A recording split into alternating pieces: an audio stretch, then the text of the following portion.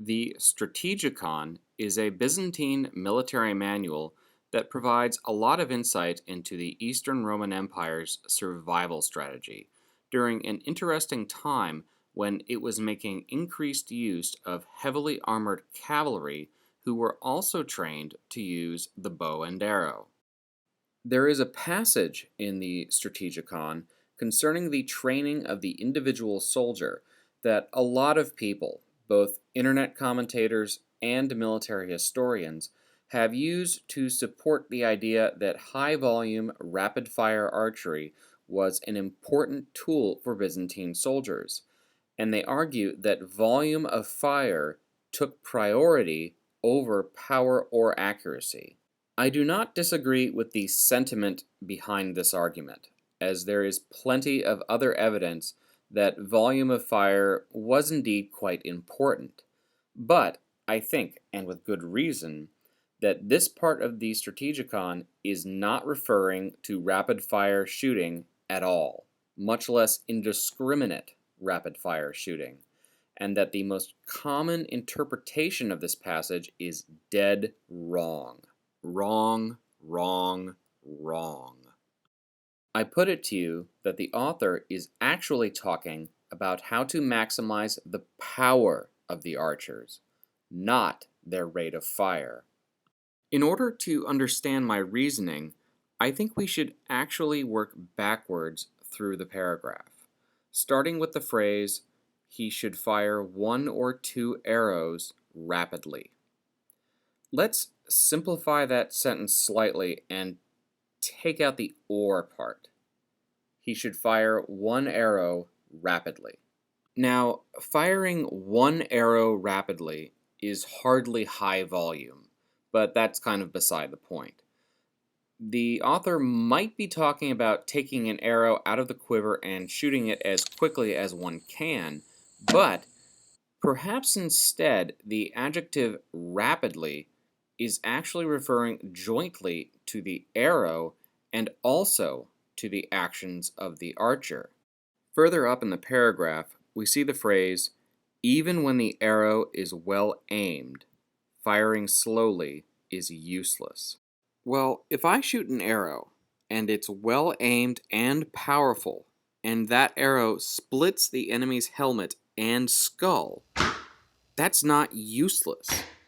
If I only do that once, and someone else does it many times, I might be under my skull-splitting quota for the day, but it's not useless. Here's the critical part, right at the beginning of the paragraph.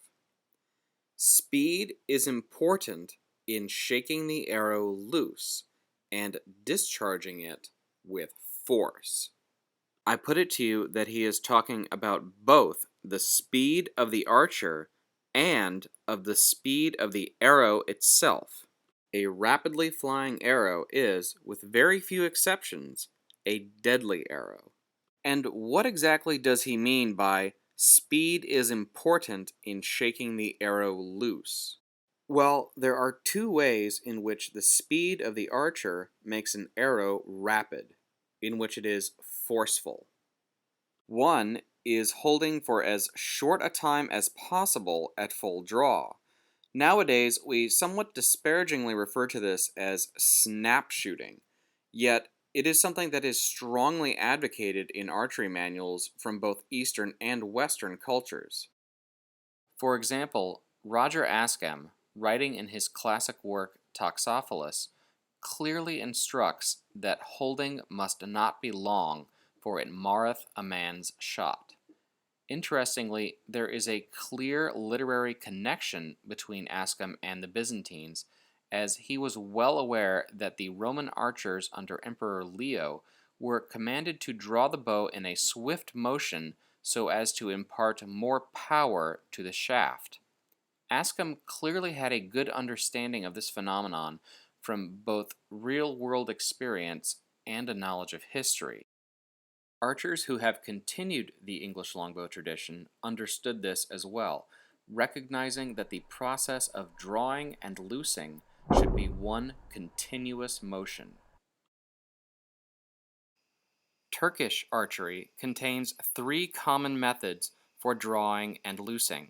One where the bow is pulled back and released very rapidly, as per the Byzantine instruction, and another where the bow is drawn slowly for the first part of the draw and then violently jerked back to the full draw and suddenly released, all in one single motion, the latter being the most preferred method, especially for maximizing power and range in flight archery. Also, in the anonymous Moroccan manuscript known today as Arab archery, the speed and velocity of the arrow are directly correlated to the speed of the draw. This principle of drawing the bow as quickly as possible affects the speed of the arrow in part due to a phenomenon known as elastic hysteresis. Basically, this refers to energy lost due to the internal friction of the material, whether it be horn, wood, sinew, or all three. When a bow is drawn back to the full draw position, it reaches a peak draw weight. That draw weight actually decreases the longer the bow is held at full draw, sometimes dropping several pounds in as little as a second. Modern archers understand this principle in scientific terms, but it is something that ancient and medieval archers understood through practical experience. Another way in which a fast archer also has fast arrows is a principle that is closely related to drawing quickly. It is that of the quick and hard loose, or sharp loose, as it is sometimes called by the English. This is something prescribed by Ascham to maximize power. For those that do not follow this advice and shoot with a soft loose, he explicitly recommends softer, narrower arrows, arrows more appropriate for a weaker shot. This is something that we nowadays understand to be completely consistent with the principles of arrowspine. Archers in later centuries have recognized the power advantage of the hard loose, noting that it results in more penetration of the target, and incidentally, that it is made more easily and better on the draw than on the hold. Both of these ideas, a fast draw and a sharp and hard loose, were clearly well understood by archers in the Roman Empire and elsewhere as a ways to effectively increase the power of their arrows. Despite the use of the words rapid and speed, the language of the Strategikon is making a very strong case for archers to shoot powerfully, not in inaccurate, underpowered bursts of speed. Moreover, the manual's tone is very consistent with the emphasis and pride that other Roman writers placed on the power of Roman archery. For example, the historian Procopius talks specifically how the Roman archers of his time drew all the way back to the ear, maximizing the cast of their arrows such that they could pierce armor.